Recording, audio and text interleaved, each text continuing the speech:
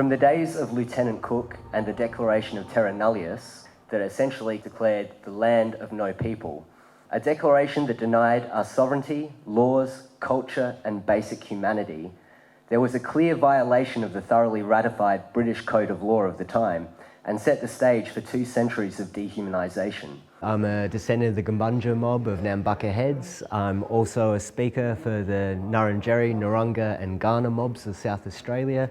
I operate as the Sacred Fire Keeper and Custodian of the Tent Embassy in Canberra.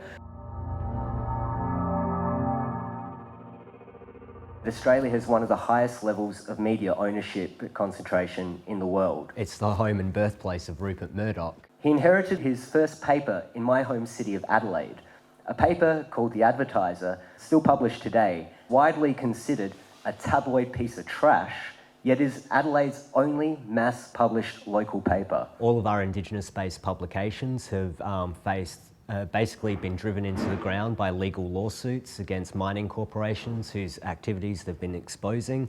Several of our once Indigenous papers are now actually owned by mining companies. A decade ago, in the last year of the Howard government, a news report broke on the ABC News program Lateline. It spoke of mass pedophile rings operating in every Aboriginal community in the Northern Territory. What followed was the mass forced sign-over of Aboriginal lands and autonomy to the federal government.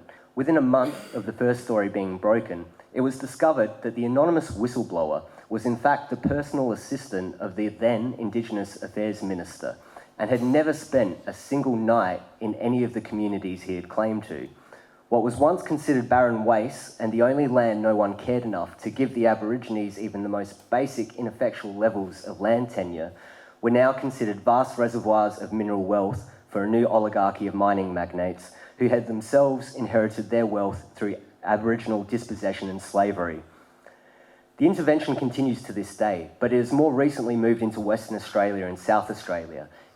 The forced removals broke in the news and touched the nerve of the Australian public, and the outcry was enormous, despite it not being reported in any major papers at the time. And when it was, the papers parroted the Prime Minister's statements that living traditionally on country or in a remote community was a lifestyle choice and a burden on the good everyday Australian who pays their taxes. I've been privy to these campaigns' funding records. Again, the money is coming from mining. We are now in the position where a mining magnate is writing government, Indigenous and social welfare policy. Our government is complicit in our dispossession, incarceration and death, and our public is blind and deaf to all that is happening. If we can't rely on our media at home, we need the help of media abroad. Don't let the first of our collective stories of humanity and our oldest continuous culture on earth die in this generation. History will judge us all, and we need your help.